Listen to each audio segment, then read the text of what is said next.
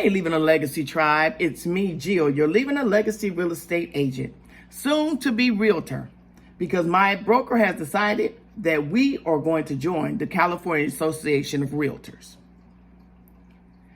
Welcome, welcome, welcome. This is Real Talk with Jill Wednesdays. And today I'll be talking to you about why improving your credit score matters. Now, there are 3 top reasons your credit score matters. However, because you guys know I'm long-winded, I'm only going to make it through 1. So let me go ahead and set that expectation right there. Okay, so number 1, your credit score determines if you'll be approved by a loan. And yes, why not? Of course, I wouldn't be talking about loans. I'm a real estate agent, right? So for me, the number one reason why I increased my credit score was not to buy a car. No. It was to purchase my first piece of property coming back into the real estate game.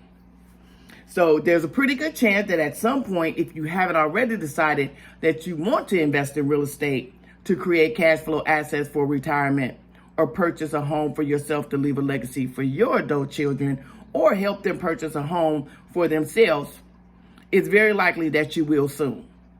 So even if you've saved up a nice stack of cash, you still may need a mortgage to purchase a home or investment property. If you hope to get approved for credit for any type of credit card or loan, you have to have a good credit score.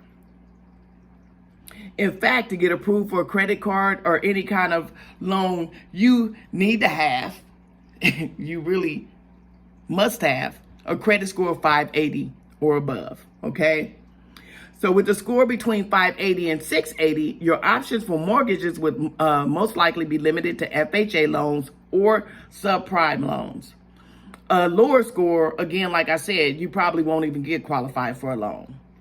So the goal here for the CalHFA product that I use is for down payment assistance and closing costs. You need to have a max score of 680, right? Okay, so there's that. Okay, so somebody say, real talk, Jill, give me some real talk. Okay, so here's the real deal. I worked with my credit repair company for several years getting my credit together, removing car repos, medical collections, late pays, etc., etc. You name it, I've probably pretty much been there. Student loans, never had anything in default, but I've been working with them for the past 7 years. So I've built rapport with, I've built rapport with my credit repair people. And so I'm really excited about that. So one of the first things that I did, in order to begin to build my credit, is I took out what was called a secured personal credit loan and a secured credit card. And I did it through a bank, a federal credit union called Self-Help Federal Credit Union. And they are a second chance bank. So I'm gonna say that a little bit more slowly. I use Self-Help Federal Credit Union. And so I believe they're still open. They're just, they had a lot of banks shut down. I no longer had access to my money. And so it was just too difficult to get my money. So guess what? So there was a couple of things that happened. I was with that bank for maybe 7-8 years. And one time I got really distracted on my financials and I wind up having 2 late pays. And so when I got with my credit repair company, and we wrote several letters, I made phone calls, I spoke to several people in the company at the bank to see if they would remove those lates, and they would not. Right? So me and my emotion, I got in my emotions, you guys. So remember this, don't get in your emotions. I got in my emotions, or have your emotions, just don't let it cause you to make the wrong decisions.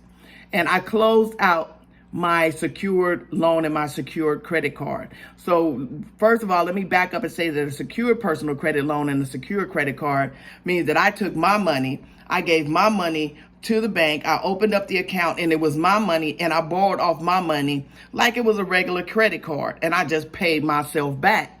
And so When I closed those accounts were both in good standing. So, I left the right way. But here's the deal. You should never close any good account. Even if it had those 2 late pays, they were still really in good standing, and I probably shouldn't have closed them. So again, like I said, I was in my emotions.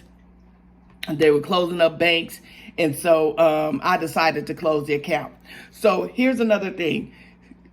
If you want to find out, there's plenty of banks and stuff out there today that you could do a secure credit card. However, I would certainly suggest that you look up see if there's another federal credit union that is doing second chance banking, because you're gonna get the best rates. If you fool, I'm just gonna say this: if you fool with some of these janky credit card people out here who would just give anybody a credit card, and you get these high annual percentage rates, and you had these high interest rates, you're going to wind up being really pissed off dealing with that card.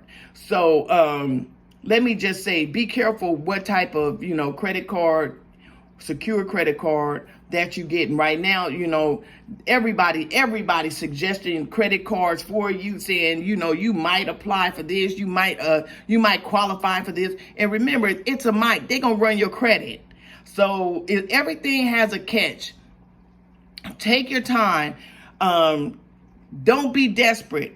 Don't allow yourself to feel desperate where you feel like you have to put yourself up against the wall so that you just take anything that's out there to get started on working your good credit. Take your time, put some energy into it, and feel good about the choice that you made. And so I'm saying all that to say this. This amazing platform that I'll be sharing with you later, it did help me get my first home. It helped me get up to the minimum score of 680, where I wanted to be. And I was at 680 and probably 700 several times over that period of time, I'm sure. But I wasn't looking for a home until recently. I didn't have the savings, and I wasn't ready. And so actually, when I got ready to purchase this home, my score was at a 680. And so I got a good interest rate, not a great interest rate.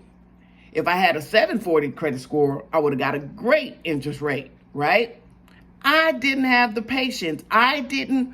Look, I don't like people to tell me to wait, right? So when I feel like it's time for me to go and to make my move, I'm willing to pay the consequences for doing that. So I knew the consequences would be that I would get a good rate. I just wouldn't get a great rate. Okay. So for some people that could, and for some it could have took, and for me, maybe I doubt it, but it really could have put me off another year working up to that 740. And also there's something now too called boosting your rate. I wasn't doing that either. I wanted to get there organically. And, sometimes that boosting your rate and doing that stuff, it doesn't last long. So, my thing is I could boost my rate, but if things don't close in time, then if I don't do that boost in time, then I could possibly wind up missing out anyway, and my credit score going back to what it was. So I'm saying all that to say this: guess what? It took me 90 days to close on my property. 90 days to close on my property. So had I done something with a boosted rate, my credit score would have been back down to 680 anyway, and I would have paid money and done whatever they had suggested I do in order to boost my rate. So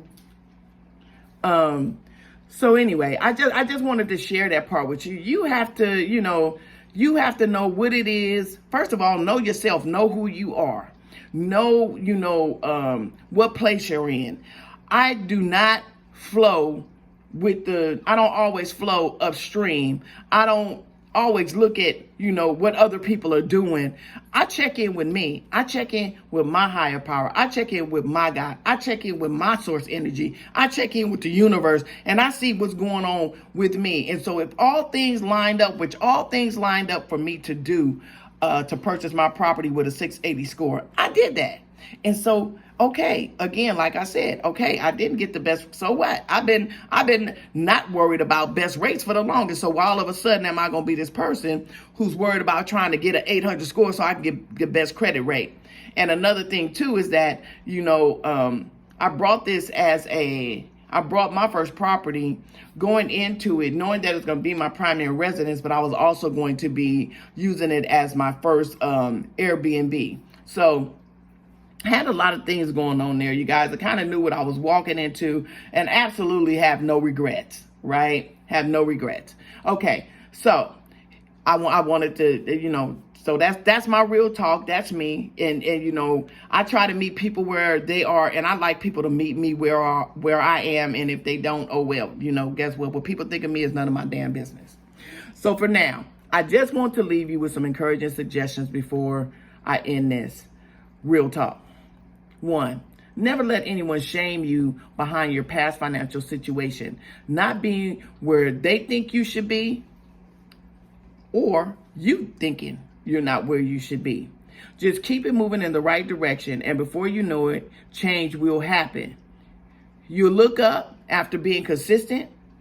You will see that your credit score begins to climb and that your credit report is looking really good. So be consistent. 2, get help from people don't shame you for being where you are, and that can help you get to the next level. We've all had to start somewhere. 3, be careful with your spending. And if you go below zero on your bank balance, know why and what is going on with your finances. Yes, as a 6-figure earner, I have been below zero. That's negative, y'all. Below zero on my bank account. And I had no shame for that. I kind of, I had an expense that came up that I didn't account for, and I couldn't plan for, and it was what it was. And so, I was very uncomfortable for those few days that it took for me to get my strategy, to get my bank account back on track. But guess what? I stayed in faith and I kept it moving. I stayed in faith and the answers came. So I did my research, I did what I could do. I talked to certain people, and guess what? All of a sudden I had money back in my bank account, and there you have it. So stuff happens, you guys. Just know stuff happens. It doesn't mean that you're a frivolous spender or that you can't manage your money, because I'm not a frivolous spender. I don't, so I've done very little. I'm going out shopping just to be going out shopping just because I got some money in my bank. That's not who I am. So I really do the best that I can with what I have. And I really do believe that I'm a person who is financially responsible and I make good decisions with my money. Okay, so number 5, click on the link below to get started on your credit journey. Use this platform that I told you I've been using for 7 years. I get a small referral fee when I share with my tribe. I've been with this company for almost 7 years, and I know they do the work that I wasn't willing to do. And nor did I want to do. And nor do I want to do. So that's just me. I don't want to work on my credit. I'd rather be spending my time doing other things to help my clients, right? So that's kind of where I am. So I leave it to the people who are professionals. And I love them, and I can talk to them about anything, and I don't feel no shame. And they don't shame me. They keep it real with me, and that's who I like to deal with. I like to deal with real people. I like to deal with people who don't mind me calling them, asking them questions and giving them different scenarios and, getting an answer back. Strategy. I can't do anything if I don't know what my options are and I don't have some strategies to set before me. And I use that same principle with my clients. So we don't have money problems. We have strategy problems. Okay, and number 6, if you have questions or concerns, just direct message me or direct message me on Facebook Messenger or use my direct number, because I know that everybody is not on Facebook. I love sharing my experience, strength, and hope with you. And I hope that you'll join me next week for Real Talk with Jill Wednesdays. And that's Real Talk. Have a quality day, and I'll talk to you soon. You hear?